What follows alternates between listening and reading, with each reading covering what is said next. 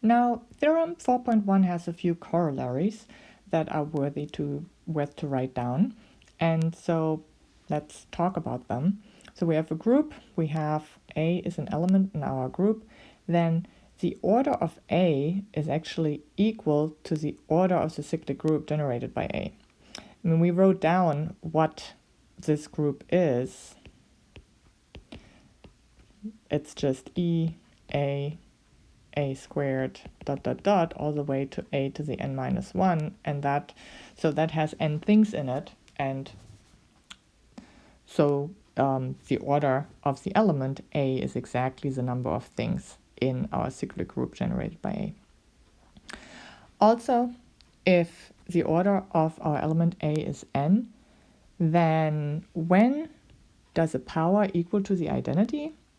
Well, exactly when n divides k, or the other way around, when k is a multiple of n.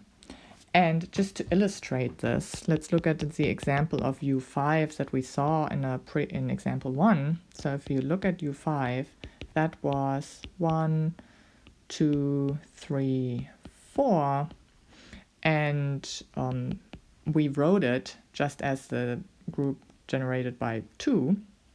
So we have 2 to the 0, we had 2 to the 1, 2 to the 2, 2 cubed. This is what we found.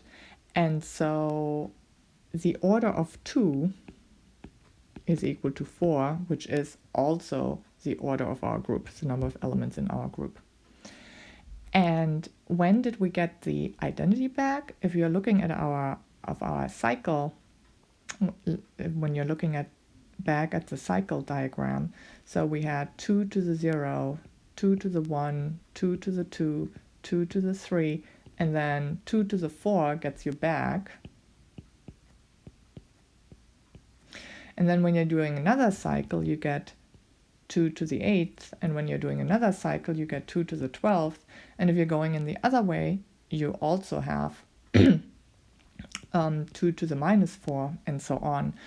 So we have 2 to the 4th was 1, 2 to the 8th is 1, 2 to the 12th is 1.